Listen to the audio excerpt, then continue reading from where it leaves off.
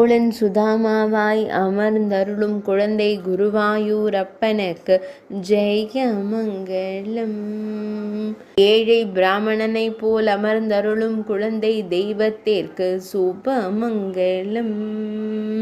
திருமேனியில் செவ்வண்ண கௌபீனம் மட்டுமே அணிந்தருளும் கண்ணழகனுக்கு ஜெயமங்கலம். சுதாமா போலே அமர்ந்து மயிர்பீலி வைத்து திருக்காட்சி தந்தருளும் கண்ணழகனுக்கு ஜெயமங்கலம். கருங்குழலில் மயில்பீலி வைத்தமர்ந்த அருளும் கருங்குழல் அழகனுக்கு ஜெயமங்கலம்.